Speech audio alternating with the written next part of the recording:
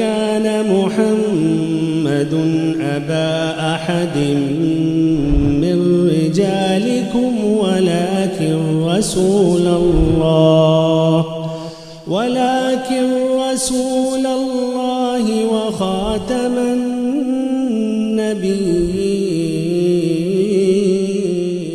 رمضان یہ ایسا مہینہ ہے جس میں اللہ تبارک و تعالیٰ جنت کے سارے دروازوں کو کھول دیتا ہے. یہ رمضان ہی کا مہینہ ہے. سال کے 11 مہینوں میں سے صرف رمضان کے مہینے میں جنت کے 8 دروازوں کو کھول دیتا ہے، اور جہنم کے جتنے دروازے پائے جاتے ہیں، 7 دروازے پائے جاتے ہیں، ان 7 دروازوں کو اللہ رب العالمین بند کر دیتا ہے. پورا رمضان جہنم کا دروازہ بند رہتا ہے اور جنت کا دروازہ کھلا رہتا ہے. کتنے دروازے ہیں؟ 8 دروازے ہیں، اور یہ 8 دروازے اللہ تبارک و تعالیٰ رمضان کے مہینے بھر کھول کر کے رکھتا ہے. تو ظاہر سی بات ہے ہم تمام لوگوں کو رمضان کے مہینے کے لیے تیاری کرنا چاہیے. کیا کرنا چاہیے؟ تیاری کرنا چاہیے. اور جب آج ہی سے ہم تیاری کریں گے اور اپنے دل کے اندر یہ رکھیں گے کہ 10 دن کے بعد یا 9 دن کے بعد جب رمضان آ جائے گا تو انشاءاللہ ہم رمضان کا روزہ رکھیں گے. انشاءاللہ ہر کوئی رکھنے کی کوشش ضرور ضرور کرے گا. تو میں چاہتا ہوں کہ سب سے پہلے آپ کو بتاؤں کہ روزے کے ارکان کتنے ہیں. کس کے؟ روزے کے ارکان کتنے ہیں. تو آپ سمجھیے رمضان کے روزے کے رکھنے کے لیے 2 ارکان پائے جاتے ہیں. 2 ارکان رمضان کا روزہ رکھنے کے لیے ہے. ان میں سے پہلا ہے نیت کرنا. پہلا ہے نیت کرنا، اور دوسرا ہے سحری سے لے کر افطار کرنے تک، یعنی صبح فجر کی اذان سے لے کر مغرب کی اذان تک کھانے پینے سے رک جانا. کھانے سے بھی اور پینے سے بھی رکنا ہے. تو روزے کے 2 ارکان ہوئے. ایک دل کے اندر نیت کرنا ہے، زبان سے نہیں جیسے لوگ کرتے ہیں نا، زبان سے نیت نہیں کرنا ہے بلکہ دل کے اندر نیت کرنا ہے. اور وہ نیت جب آپ اپنے بستر پر جائیں گے تبھی ہو جائے گی کہ ہم فجر میں اٹھیں گے انشاءاللہ، سحری کھائیں گے اور رمضان کا روزہ رکھیں گے. تو نیت کرنا فرض روزے کے لیے ضروری ہے. ادھر غور سے دیکھو میری بات، ٹھیک ہے؟ فرض روزہ رکھنے کے لیے پہلے نیت کرنا ضروری ہے. لیکن اگر کوئی نفلی روزہ رکھنا چاہتا ہے، ٹھیک ہے، رمضان کے علاوہ اگر کوئی روزہ رکھنا چاہتا ہے تو اس کے لیے فجر سے پہلے نیت کرنا ضروری نہیں ہے. دلیل میں دیتا ہوں آپ کو. عائشہ رضی اللہ تعالی عنہ کے پاس اللہ کے نبی صلی اللہ علیہ وسلم جب آتے اور کہتے کہ اے عائشہ کیا کچھ گھر کے اندر کھانے پینے کی چیزیں ہیں؟ تو عائشہ رضی اللہ تعالی عنہ کہتی کہ نہیں. اللہ کے نبی صلی اللہ علیہ وسلم کہتے کہ تب میں آج روزے سے ہوں. پتہ یہ چلا کہ اگر فجر کے بعد سے آپ کچھ کھائے پیے نہیں ہیں تو اگر بیچ میں نیت کر لے روزہ رکھنے کے لیے تو نفلی روزہ رکھ سکتے ہیں. نفلی سمجھ رہے ہو نا؟ رمضان کے علاوہ نفلی روزہ آپ فجر سے پہلے بغیر نیت کیے ہوئے بھی رکھ سکتے ہیں. لیکن رمضان کا روزہ رکھنے کے لیے نیت آپ کو فجر سے پہلے یعنی سحری کرنے سے پہلے کر ہی لینا ہے. تو رمضان کے روزہ رکھنے کے لیے 2 رکن ہیں. ایک ہے نیت کرنا اور دوسرا ہے فجر کی اذان سے لے کر کے مغرب کی اذان تک کھانے پینے سے رکے رہنا، یہی رمضان کے روزے کا تو رکن ہے۔ اسی طرح سے ایک اور بات میں بتانا چاہتا ہوں کہ رمضان نبی صلی اللہ علیہ وسلم کی زندگی میں کتنے مرتبہ آیا؟ نبی صلی اللہ علیہ وسلم کی زندگی میں 9 مرتبہ رمضان آیا۔ 9 مرتبہ نبی صلی اللہ علیہ وسلم کی زندگی میں رمضان آیا۔ اور ہم جب روزہ رکھتے ہیں تو روزہ رکھنے سے پہلے ہم عشاء کی نماز میں تراویح کے پڑھنے کا بھی اہتمام کرتے ہیں، تراویح کی نماز پڑھتے ہیں۔ کس کی نماز؟ تراویح کی نماز کے پڑھنے کا اہتمام ہم رمضان کے مہینے میں کرتے ہیں۔ اور آپ کو معلوم ہونا چاہیے کہ رمضان کے مہینے میں اگر ہم کنٹینیو لگاتار تراویح کے پڑھنے کا اہتمام کریں گے، تراویح کی نماز پڑھیں گے، تو اس کا فائدہ کیا ہے؟ اس کا فائدہ یہ ہے، نبی صلی اللہ علیہ وسلم نے کہا من قام رمضان ایمانا و احتسابا غفر له ما تقدم من ذنبہ، کہ جس نے رمضان کے مہینے میں قیام اللیل کیا، تراویح کی نماز پڑھنے کا اہتمام کیا، تراویح کی نماز پڑھنے کا اہتمام کیا، تو اللہ تبارک و تعالیٰ اس کے گزشتہ سارے گناہوں کو معاف کر دیتا ہے۔ جو پیچھے کے گناہ ہوتے ہیں، مان لو یہ رمضان آ رہا ہے نا، اس رمضان کا ہم روزہ رکھیں گے اور اس رمضان میں ہم تراویح کے پڑھنے کا اہتمام کریں گے، تراویح کی نماز پڑھیں گے، تو اس سے پہلے کے جتنے گناہ ہیں کیا ہو جائیں گے؟ سب معاف ہو جائیں گے۔ جتنے بھی گناہ ہیں ان سارے گناہوں کو اللہ تبارک و تعالیٰ تراویح کی نماز کے پڑھنے کی وجہ سے، روزہ کے رکھنے کی وجہ سے معاف کر دیتا ہے۔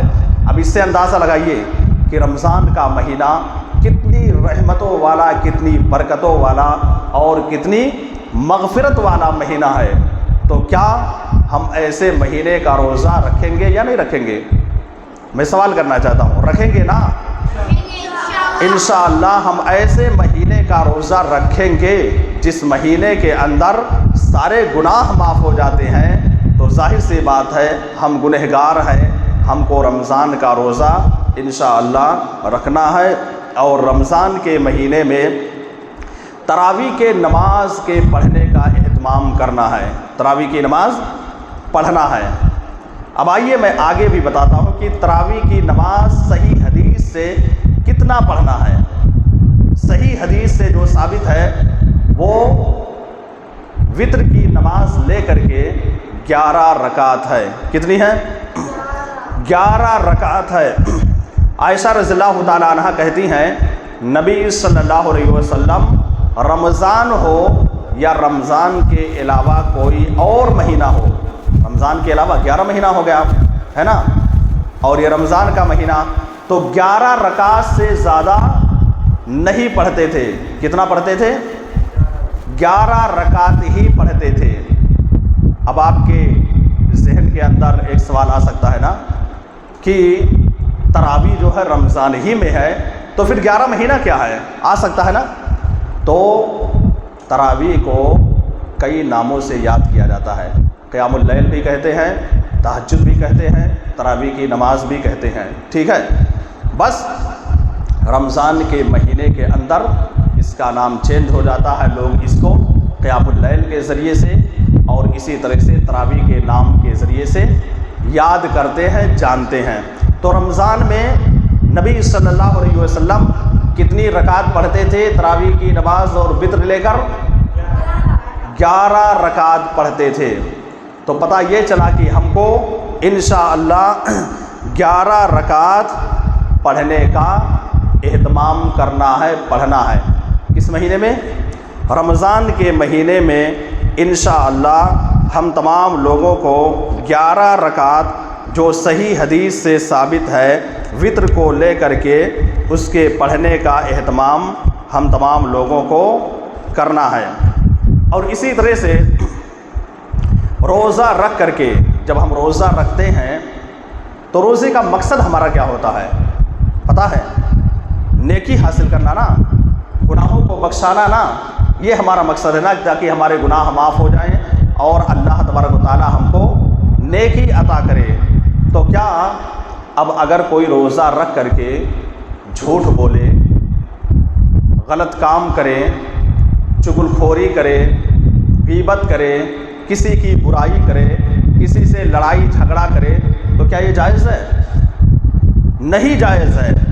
روزہ رکھ کر کے نہ تو ہم کو کسی سے لڑائی کرنا ہے اور نہ ہی کسی کی غیبت کرنا ہے اور نہ ہی کسی کی چغل خوری کرنا ہے، نہ ہی چوری کرنا ہے، نہ ہی جھوٹ بولنا ہے، یعنی جتنے گناہ کے کام ہیں ایک بھی ہم کو نہیں کرنا ہے، رمضان میں خصوصی طور پر اور رمضان کے علاوہ بھی نہیں۔ ایسا نہیں کہ میں بول رہا ہوں کہ رمضان میں نہیں کرنا ہے تو 11 مہینے میں سب کچھ کرو، کسی مہینے میں نہیں کرنا ہے نا، نہ تو رمضان کے مہینے میں یہ سارے کام کرنا ہے اور نہ ہی رمضان کے علاوہ کسی اور مہینے میں یہ کام کرنا ہے۔ اچھا، رمضان کا روزہ یہ کیا ہے، سنت ہے یا فرض ہے؟ ہاں، کس پر فرض ہوتا ہے؟ ہاں، مسلمان پر، مومن پر فرض ہوتا ہے۔ کب سے فرض ہوتا ہے؟ 13 سال کے بعد، مطلب جب بالغ ہو جائے۔ اگر 13 سال میں بالغ ہوا تو 13 سال سے، 12 میں تو 12 سے، 14 سے 14، ٹھیک ہے۔ جب بچہ بالغ ہو جائے گا اس وقت سے اس کے اوپر رمضان کا روزہ فرض ہو جائے گا، بالغ ہونے کے بعد۔ سن رہے ہو نا، 13 سال میں اگر بالغ ہوا تو 13 سال میں، 14 سال میں تو 14 سال میں، 15 سال میں تو 15 سال میں، یعنی جتنے سال میں وہ بالغ ہو جائے گا اس کے اوپر روزہ فرض ہو جائے گا۔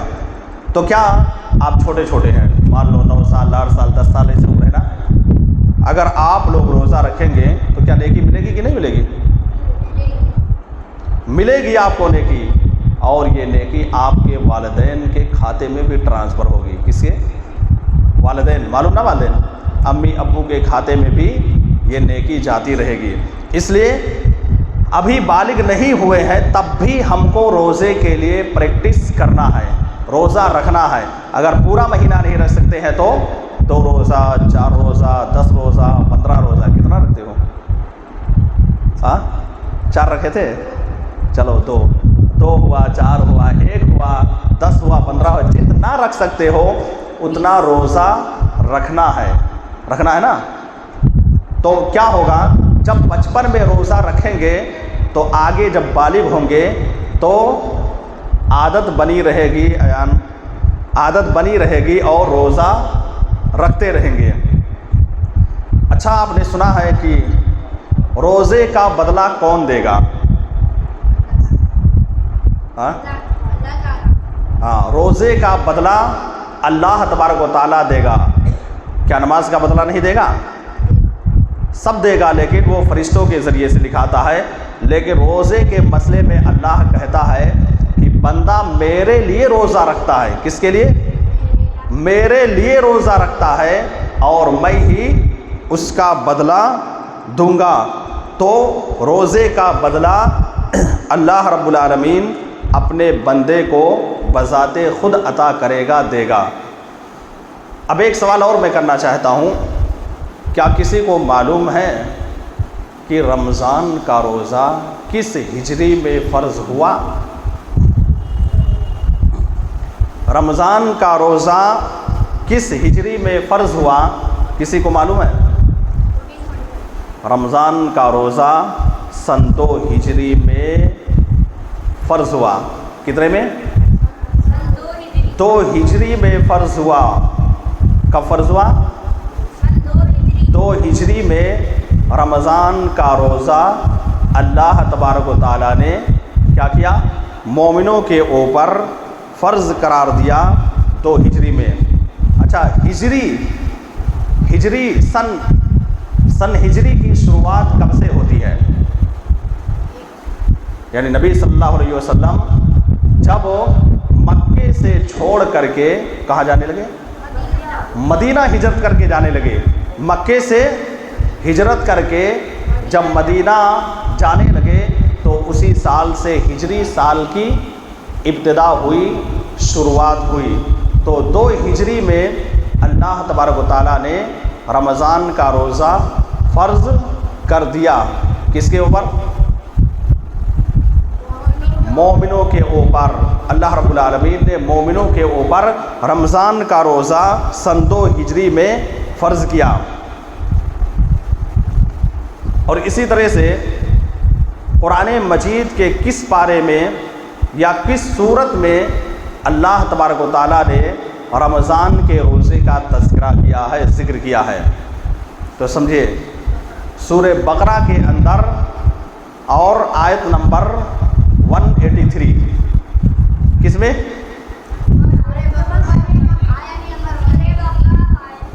ہاں سورہ بقرہ کہاں پر ہے؟ قرآن کے اندر ہے سورہ بقرہ. سورہ بقرہ کون سی صورت ہے؟ مطلب قرآن کریم کی کون سی صورت ہے؟ پہلی ہے، دوسری ہے، 10ویں ہے، 5ویں؟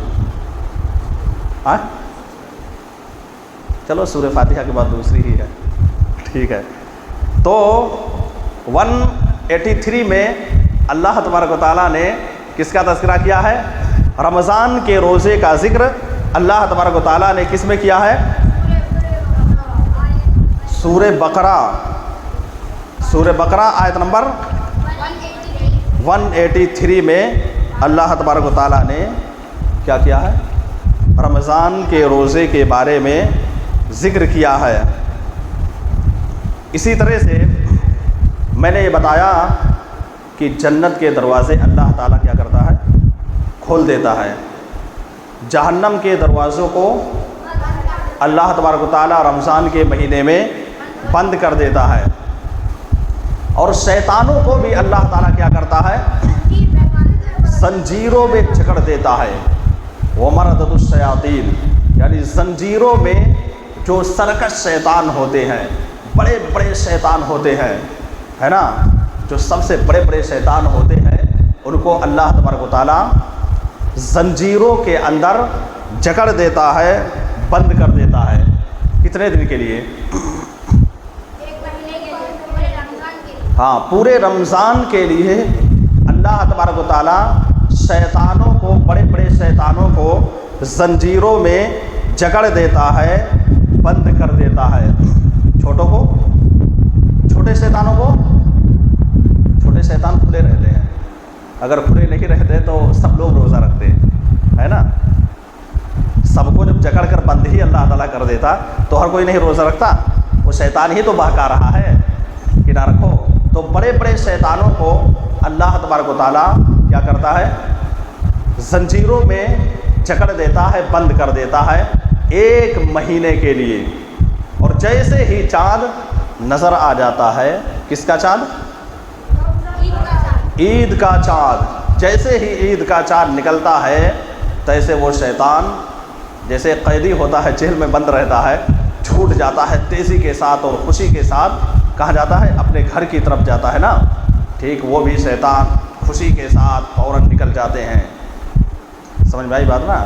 تو شیطانوں کو 1 مہینے کے لیے اللہ تبارک و تعالیٰ زنجیر میں جکڑ دیتا ہے، بند کر دیتا ہے. اچھا ہم رمضان کا روزہ رکھتے ہیں تو اس کا کیا فائدہ ہے؟ ایک تو چلو گناہ معاف ہو جائے گا، اور قیامت کے روز یہ روزہ کچھ کرے گا ہمارے لیے. کیا کرے گا؟ ہاں یہ روزہ جو ہم رکھیں گے رمضان کا، ایک تو ہمارے گناہ معاف ہوں گے، اور دوسرا فائدہ یہ ہوگا کہ یہ روزہ ہمارے لیے اللہ تعالیٰ سے سفارش کرے گا. کیا کرے گا؟ کیا کہے گا کہ اللہ اس کو کھانا دے دے. 1 مہینہ جو ہے میرے وجہ سے کھانا نہیں کھایا تھا، 1 مہینہ ہر سال. کیا کہے گا؟ روزہ کہے گا، اس کی مغفرت کر دی۔ ہاں روزہ کہے گا کہ اللہ اس نے دن میں میری رضامندی، میری خوشنودی تیری رضامندی، تیری خوشنودی حاصل کرنے کے لیے اس نے دن میں کھانے کو بھی چھوڑ دیا تھا، پینے کو بھی چھوڑ دیا تھا، برائیوں کو بھی چھوڑ دیا تھا، یہ روزہ رکھتا تھا، کھاتا پیتا نہیں تھا۔ اے اللہ میری سفارش تو اس کے حق میں قبول فرما اور اس کو جنت کے اندر داخل کر دے۔ تو اللہ تعالیٰ اس کی سفارش قبول کرے گا کہ نہیں کرے گا؟ کرے گا نا؟ اللہ تعالیٰ اس کی سفارش قبول کرے گا، کس کی؟ روزے کی سفارش قبول کرے گا، اور قبول کرنے کے بعد، قبول کرنا مطلب ماننا، مانے گا، کیا کرے گا؟ مانے گا اللہ تعالیٰ، اس کی سفارش قبول کرے گا، اس کی بات مانے گا، اور ماننے کے بعد اس کو جنت کے اندر داخل کر دے گا۔ اب سوال ایک پیدا ہو سکتا ہے نا کہ روزہ کیسے بات کرے گا؟ بات کر سکتا ہے؟ کیسے؟ یہ روزہ کیسے بات کرے گا؟ ہاں اللہ تعالیٰ کے لیے کوئی چیز دور کی نہیں ہے، بعید نہیں ہے، جو کچھ کرنا چاہے وہ اللہ تعالیٰ کر سکتا ہے۔ تو روزے سے بھی اللہ رب العالمین بات کرائے گا، روزہ بھی بولے گا۔ جیسے ہم اپنے منہ سے بولتے ہیں نا، منہ سے بولتے ہیں نا، لیکن اللہ تعالیٰ کیا کہتا ہے؟ قیامت کے روز ہم تمہارے ہاتھ سے بھی بلوائیں گے، پیر سے بھی بلوائے گا، آنکھ سے بھی، کان سے بھی۔ تو جس سے اللہ تعالیٰ چاہے گا بات کروائے گا۔ اللہ کے لیے کوئی چیز مشکل نہیں ہے نا، کوئی چیز مشکل نہیں ہے۔ اگر ہم گناہ کریں گے نا تو یہ ہاتھ کیا کہے گا؟ اللہ تعالیٰ سے کہے گا کہ اللہ اسے ہاتھ کے ذریعے سے گناہ کیا تھا، پیر کے ذریعے سے اس نے گناہ کیا تھا، آنکھ کے ذریعے سے کیا تھا، زبان کے ذریعے سے کیا تھا، کان کے ذریعے سے موبائل لے کر کے، گانا سن کر کے، فلم دیکھ کر کے، ٹھیک ہے۔ تو میں کیا کہہ رہا تھا کہ روزہ بھی اللہ تعالیٰ سے بات کرے گا، اور اللہ تعالیٰ سے کہہ کر کے اللہ تعالیٰ کو راضی کروا کے اس کو جنت کے اندر داخل کروا دے گا۔ اسی طرح سے رمضان کے مہینے میں ہم کیا کرتے ہیں؟ قرآن کی تلاوت کرتے ہیں نا، قرآن پڑھتے ہیں نا رمضان میں۔ رمضان میں ہم قرآن کی تلاوت کرتے ہیں، قرآن کو پڑھتے ہیں، تو کیا اس کا کوئی فائدہ ملے گا؟ ایک فائدہ تو یہ ہے کہ نیکی ملتی ہے۔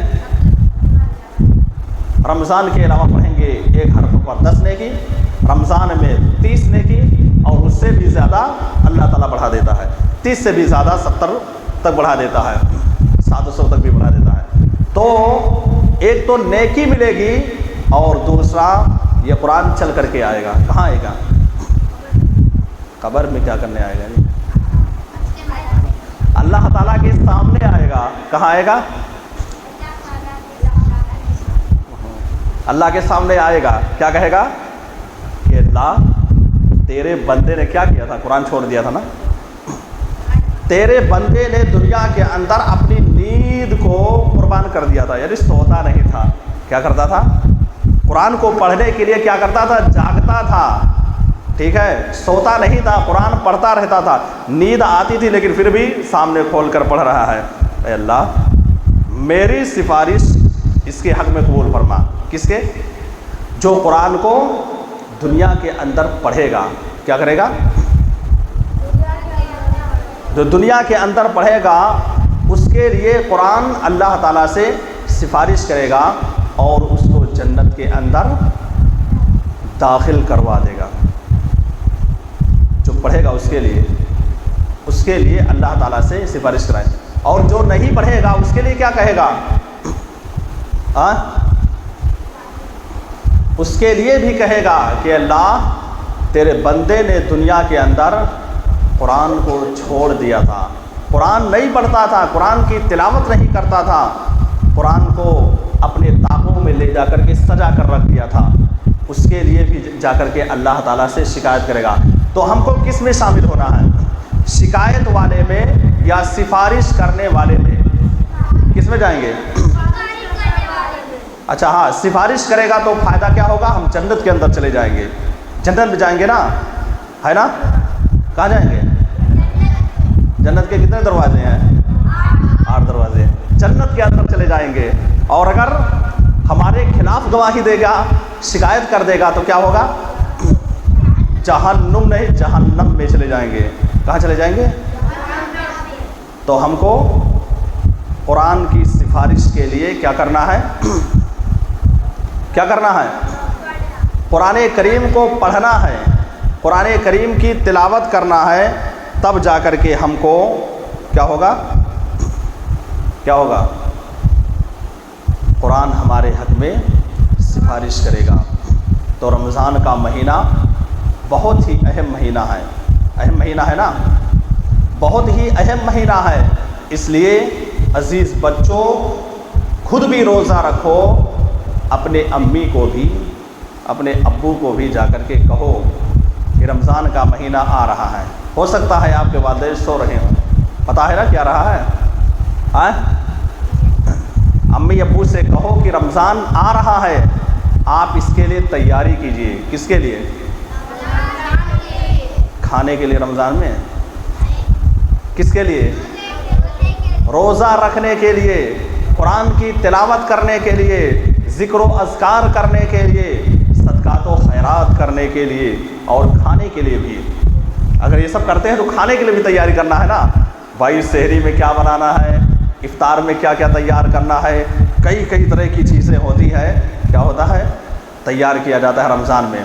رمضان میں دیکھو الحمدللہ مسجد کے اندر ہر طرح کی چیزیں موجود ہوتی ہیں، کتنا اچھا لگتا ہے نا، ایک ساتھ بیٹھ کر کھاتے ہیں، خوشی بھی محسوس ہوتی ہے، اور طرح طرح کی چیزوں کو ہم کھاتے ہیں۔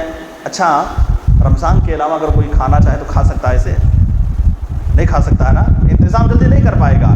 لیکن رمضان ہی ایسا مہینہ، رحمت کا، برکت کا مہینہ ہے نا، رحمت کا، برکت کا مہینہ ہے، جس کی وجہ سے اللہ اپنی رحمت کو نازل کر دیتا ہے، اور ہر طرح کا کھانا، کھانے کی چیز افطار میں موجود رہتی ہے، اور جو بھی کھانا چاہیں ہم گھر کے اندر بھی بنا سکتے ہیں، ہے نا۔ لیکن رمضان کے علاوہ یہ ساری چیزیں نہیں ہو پائیں گی۔ ایک دن بنائیں گے، 2 دن بنائیں گے، تیسرے دن اکتا جائے گا، کون جائے گا بنانے کے لیے، ہے نا۔ خود تمہاری امی وغیرہ کہیں گے اب کون جائے گا بنانے کے لیے، لیکن رمضان ہے تو 30 دن بنانا ہی ہے، بنانا، ہر حال میں بنانے کے لیے تیار رہیں گے۔ تو روزہ رکھیے، اپنے والدین کو، امی ابو کو اگر روزہ نہیں رکھتے ہیں تو ان کو بھی روزہ رکھنے کے لیے کہیے، وہ لوگ بھی روزہ رکھیں گے، اور روزہ رکھ کر کے ان کو، ان کے اندر یہ عادت ڈلواؤ کہ امی ابو اگر آپ روزہ اس سے پہلے نہیں رکھتے تھے، اس مہینے میں یہ جو آ رہا ہے سب کو روزہ رکھنا ہے۔ ایک بیٹا، آپ لوگ چھوٹے چھوٹے ہیں نا، ہے نا، آپ لوگ اپنے والدین سے جب کہیں گے تو کیا سوچیں گے؟ ارے میرا چھوٹا بچہ ابھی بالغ بھی نہیں ہوا ہے، وہ روزے کے لیے مجھ کو تعلیم دے رہا، روزہ رکھنے کے لیے کہہ رہا ہے۔ جب یہ بچہ خود تیار ہے روزہ رکھنے کے لیے اور ہم کو کہہ رہا تو ہم کو روزہ رکھنا ہے، تو وہ والدین کیا کریں گے؟ وہ روزہ رکھنے کے لیے تیار ہو جائیں گے، ہے نا۔ تو آپ لوگوں کو جو بتایا جاتا ہے اس کو سمجھیے اور عمل کیجیے، اور گھر والوں کو بھی کہیے کہ آپ لوگوں کو ایسے کرنا ہے، اپنی بہن کو سمجھائیے، بھائی کو سمجھائیے، اپنی ماں کو سمجھائیے روزہ رکھنے کے لیے، اپنے ابو کو سمجھائیے روزہ رکھیں، اور نماز کے بھی پڑھنے کا اہتمام کریں۔ اچھا، رمضان میں چونکہ یہ آخری ہمارا پروگرام ہے، اس لیے تھوڑا کچھ خاص باتیں میں آپ کو بتانا چاہتا ہوں۔ رمضان کے آخری عشرے میں ہم کیا کرتے ہیں؟ بریانی کھاتے ہیں جی۔ کیا کرتے ہیں؟ کیا کھاتے ہیں؟ رمضان کے آخری عشرے میں کیا کرتے ہیں؟ جاگتے ہیں۔ صرف جاگتے ہیں؟ رمضان کے آخری عشرے میں، آخری عشرے کی طاق راتوں میں کتنی راتیں ہیں؟ 5 راتیں ہیں۔ ان 5 راتوں میں ہم کیا کرتے ہیں؟ جاگتے ہیں۔ 5 رات کون کون سی ہیں؟ کوئی بتا پائے گا؟ 5 رات بولو، جاگنے والی 5 رات، ڈیٹ تاریخ بتاؤ۔ ہاں، ایک بولنے دو، ایک کو 21 23، ہاں ہاں ہاں، ماشاء اللہ۔ تو یہ 5 راتیں ہیں، ان 5 راتوں میں ہم کو جاگنا ہے، قرآن کی تلاوت کرنا ہے۔ کیا کرنا ہے؟ ذکر و اذکار کرنا ہے، توبہ و استغفار کرنا ہے، سنت کے پڑھنے کا اہتمام کرنا ہے، نفلی نمازیں پڑھنا ہے، اور جو بیان وغیرہ ہو اس کو سننا ہے، پھر کھانا ہے نا۔ یہ سب کرنے کے بعد جو ہے جو بھی بنا رہے گا اس کو کھانا رہے گا، ٹھیک ہے۔ صرف کھانے کے لیے نہیں بلکہ عبادت کرنے کے لیے جاگنا ہے۔ تو شب قدر کا مقصد کیا ہے؟ شب قدر کا مقصد کیا ہے کہ آپ اس میں قرآن کی تلاوت کریں، آپ اس میں ذکر و اذکار کریں، اللہ سے معافی مانگیں۔ کس کے لیے؟ گناہوں کے لیے معافی مانگیں، جنت کے حاصل کرنے کے لیے اللہ تعالیٰ سے دعا کریں، اپنے والدین کے حق میں دعا کریں، اپنے دوست احباب کے حق میں دعا کریں، آپ کے جو رشتہ دار بیمار ہوں، مریض ہوں، ان کے لیے بھی کیا کریں؟ دعا کریں۔ آپ پڑھ رہے ہیں، اپنی پڑھائی کے لیے دعا کیجئے کہ اللہ ہم کو ڈاکٹر بنا دے، اللہ ہم کو انجینئر بنا دے، یا جو ٹارگٹ، جو مقصد آپ کا ہے نا، اس کے لیے دعا کرنا۔ دعا جب کریں گے تو کیا فائدہ ہوگا؟ دعا کریں گے تو اللہ تعالیٰ سنے گا آپ کی دعا، اور آپ کو جو بننا چاہیں گے اللہ تعالیٰ بنا دے گا، ٹھیک ہے۔ دعا بھی کیجئے، اور پھر سوئیے نہیں بلکہ محنت کیجئے۔ صرف دعا سے نہیں کہ خالی دعا کرو اس کے بعد ڈاکٹر بن کر تیار ہو جاؤ گے۔ دعا کرنے کے ساتھ ساتھ کیا کرنا؟ محنت کرنا ہے، لگے رہنا ہے کہ ہم جو ہے ڈاکٹر بن جائیں گے، ہم انجینئر بن جائیں گے، ہم IPS بن جائیں گے، ہم DM SDM بن جائیں گے، ہم آرمی بن جائیں گے۔ ہاں آرمی بنے گا، ٹھیک ہے۔ ہاں تو ہاں کرکٹر، اچھا، اور کچھ؟ ہاں چلو، بہرحال کبڈی تو ہر کوئی کھیل لے گا، بغیر پڑھا ہوا بھی کھیلے گا۔ تو محنت بھی کرنا پڑے گا اس کے لیے، سمجھ میں آیا نا؟ تو ہم تمام لوگوں کو رمضان کے مہینے کی تیاری کرنا ہے۔ اچھا، شب قدر ہم جاگ رہے ہیں، کیا کر رہے ہیں؟ شب قدر جاگ رہے ہیں، تو اس میں کون سی دعا پڑھنی ہے؟ کون سی دعا پڑھنی ہے؟ چھوٹے بچوں میں سے بولو، تم ابھی خاموش ہو، آپ لوگ بولیے کون سی دعا پڑھنا ہے؟ میں بولتا ہوں، اللہم انکا عفو تحب العفو فاعف عنی، اللہم انکا عفو تحب العفو فاعف عنی۔ یہ دعا کب پڑھنا ہے؟ شب قدر کی رات نا، سونے والی رات کی جاگنے والی؟ جاگنے والی رات، شب قدر کی طاق راتوں میں جو 5 راتیں ہیں ان میں ہمیں کیا کرنا ہے؟ جاگنا ہے، اور اس دعا کو بھی پڑھتے رہنا ہے۔ کون سی دعا؟ اللہم انکا عفو تحب العفو فاعف عنی، اللہم انکا عفو تحب العفو فاعف عنی۔ تو روزہ رکھنے کے لیے آج ہی سے ہم تمام لوگوں کو تیار ہو جانا ہے۔ اچھا، کچھ لوگ یہ بھی کہتے ہیں کہ اگر کوئی تھوک وغیرہ نگل لے، اندر ڈال لے تو روزہ ٹوٹ جائے گا، کہتے ہیں نا۔ جیسے ہم اپنے منہ میں تھوک ہے، تو کیا تھوک کو اندر لے جانے سے روزہ ٹوٹ جائے گا؟ ہاں ہے نا، ٹوٹ جائے گا نا۔ ارے تھوک کے نگلنے سے روزہ نہیں ٹوٹتا ہے۔ تھوک جو آپ کے منہ میں ہے، میں بول رہا ہوں تھوک ہے، بولتے بولتے آ جاتا ہے تو اس کو نگلنا پڑتا ہے، ٹھیک ہے۔ تو ایسے میں روزہ نہیں ٹوٹتا ہے۔ روزہ کب ٹوٹے گا؟ کھانے پینے کی وجہ سے۔ کیسے؟ کھانے پینے کی وجہ سے، کھانا کھا لیے، پانی پی لیے، یا کھانے والی کوئی چیز کھا لیے یا پینے والی کوئی چیز پی لیے، تب جا کر کے روزہ ٹوٹے گا۔ تھوک کے اندر ڈالنے کی وجہ سے روزہ نہیں ٹوٹتا ہے۔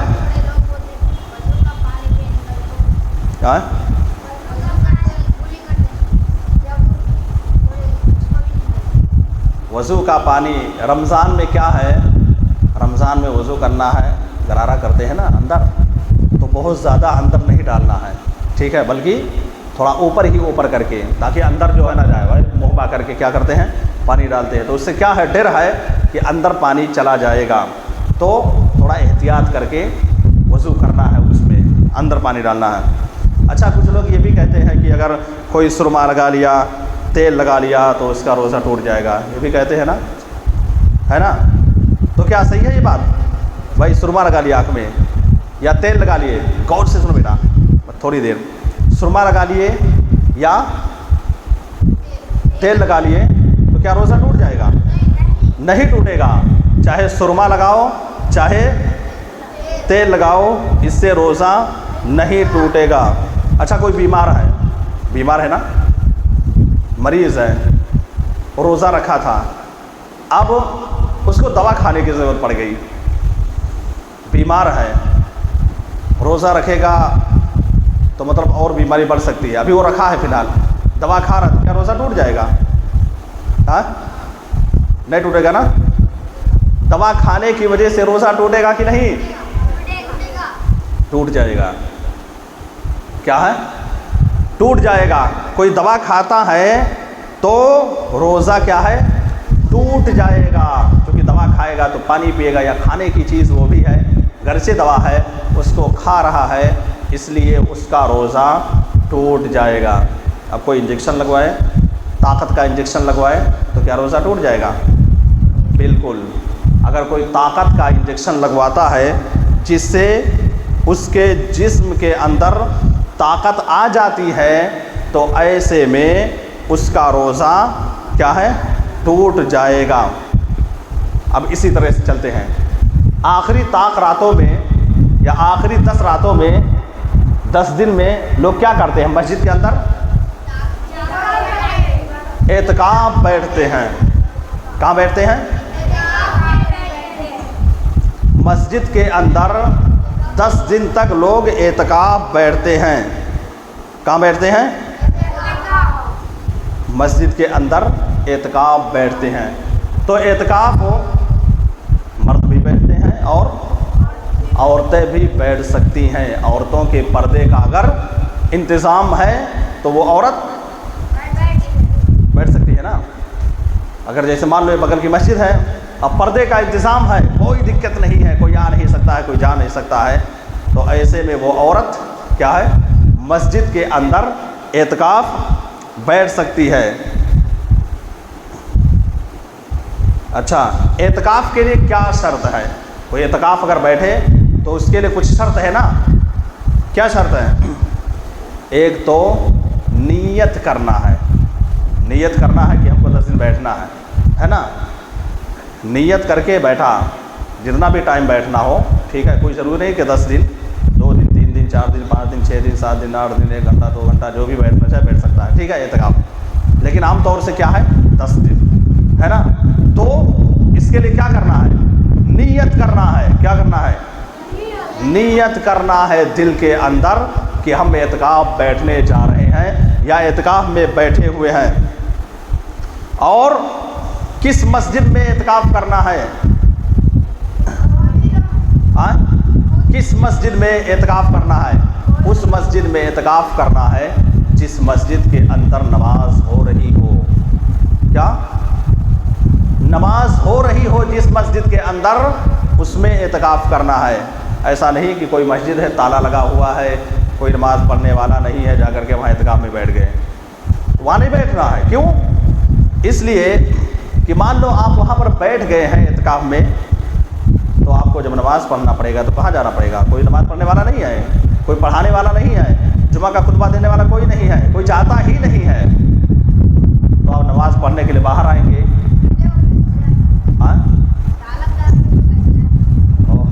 تالا مان لو یار اس کے ہاتھ میں چابی کھول لیا، ٹھیک ہے، 10 مسجدیں ہیں مان لو یہاں آس پاس میں، اور سب پلان بنائیں کہ ایک مسجد چھوڑ دو، بند رکھو، اور صرف ہم لوگ 11 مہینہ کھلی رہے گی، رمضان میں اس کو بند کر دیں گے، رمضان میں بند کر دیں گے، اور 9 مسجد کے اندر ہم لوگ نماز پڑھیں گے۔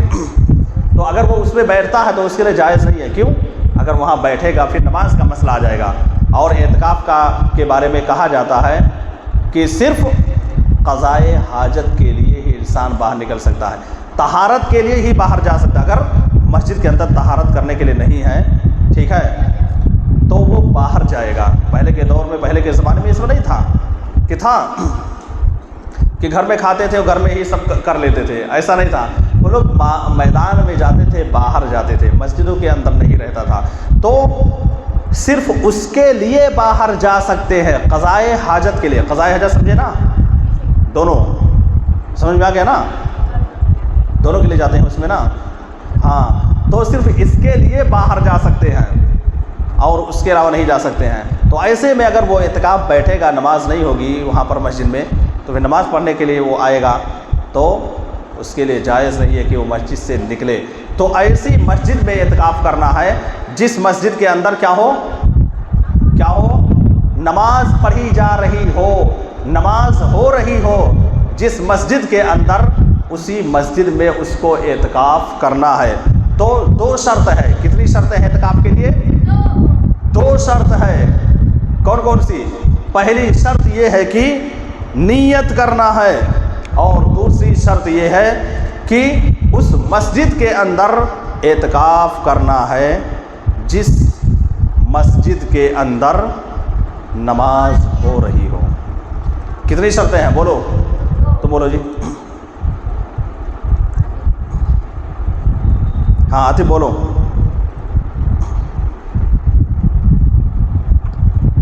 رمضان میں آخری 10 راتوں میں جو اعتکاف کرتے ہیں اس کے لیے کتنی شرط ہے؟ اعتکاف بیٹھنے کے لیے کتنی شرط ہے؟ کوئی نہیں بولے گا. کیا کیا بولو. 2 ہے تو آگے بڑھو گے نا. کون کون سی؟ ہاں بولیے. 2 شرط ہے تو وہ دونوں شرطیں کون کون سی ہیں؟ آ جاؤ بیٹا, اٹھ کر آؤ. اب جو نہیں ہے تو پھر بیٹھو, آ جاؤ سامنے آؤ. کتنی شرطیں ہیں؟ تو ہٹ پیچھے جی. کتنی شرطیں ہیں؟ 2 شرطیں ہیں. کس کے لیے؟ اعتکاف کے لیے 2 شرط ہے. پہلی کیا ہے؟ اعتکاف میں بیٹھنا. ہاں, اعتکاف کے لیے 2 شرط ہے. پہلی شرط کیا ہے؟ نیت کرنا. کیا ہے؟ نیت کرنا. زبان سے یا دل میں؟ ہاں, ایک بات یاد رکھنا, جب بھی نیت کی بات آئے گی تو دل ہی میں کرنا ہے, زبان سے بول کر نہیں کرنا ہے.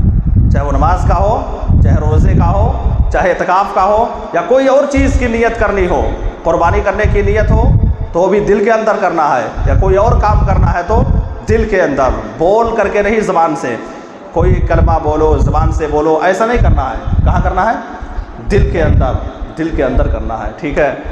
تو پہلی شرط یہ ہے کہ نیت کرنا ہے. سامنے دیکھو آ رہا ہے, نیت کرنا. اور دوسری شرط یہ ہے کہ ایسی مسجد میں اعتکاف کرنا ہے, وہ مسجد میں نماز. ہاں اس مسجد میں نماز ہو رہی ہے. ماشاء اللہ. چلو ایک ان کو گفٹ دو.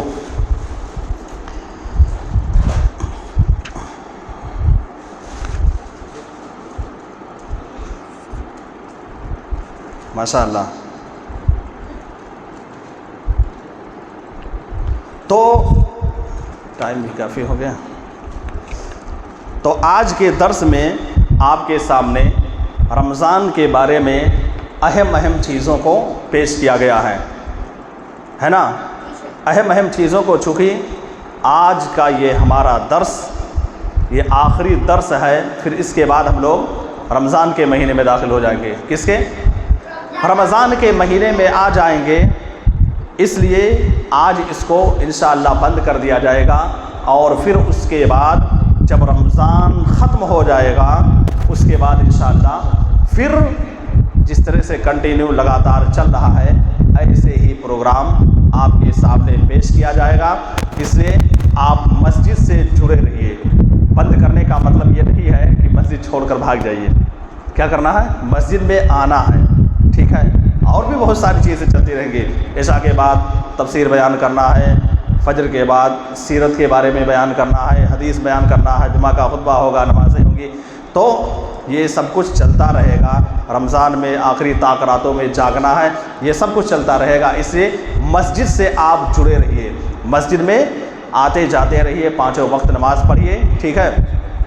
اور آپ کے جو دوست احباب ہوں ان کو بھی ساتھ میں لے کر کے آئیے. امید ہے کہ میری باتیں سب کو سمجھ میں آ گئی ہوں گی، آ گئی ہے نا؟ ہاں، تو یہ سارے مسائل تھے جس کو میں نے آپ کے سامنے پیش کیا، ورنہ باتیں تو بہت زیادہ ہیں، لیکن مختصر طور پر جو خاص باتیں تھیں جن کی جانکاری حاصل کرنا ضروری تھا اس کو میں نے بتا دیا۔ اللہ رب العالمین سے دعا ہے کہ الہ العالمین ہم تمام لوگوں کو ان باتوں پر عمل کرنے کی توفیق عطا فرما۔ الہ العالمین یہ جو ہمارے پیارے پیارے بچے، ننھے منھے بچے ہمارے نگاہوں کے سامنے بیٹھے ہیں، ان بچوں کو رمضان کا روزہ رکھنے کی توفیق عطا فرما۔ الہ العالمین ان بچوں کو مسجد عباد الرحمن کے اندر آنے کی توفیق عطا فرما، مسجد عباد الرحمن کے ہر پروگرام کو اٹینڈ کرنے کی توفیق عطا فرما، مسجد عباد الرحمن کے لیے رونق بننے کی توفیق عطا فرما، مسجد عباد الرحمن کے اندر جو بھی چیزیں پڑھائی جائیں ان کو پڑھ کر کے اور پھر عمل کرنے کی توفیق عطا فرما۔ الہ العالمین جو بھی مسجد کے ذمہ داران ہیں ان تمام لوگوں کو اور ذمہ داری کے ساتھ اس کام کو انجام دینے کی توفیق عطا فرما۔ الہ العالمین مسجد کی ذمہ دارانوں کو کما حقہ نبھانے کی توفیق عطا فرما۔ الہ العالمین ہم تمام لوگوں کو ہر کام مسجد کے اندر جو کچھ بھی ہے اس کو کرنے کی توفیق عطا فرما۔ آمین۔ وآخر دعوانا ان الحمد للہ رب العالمین۔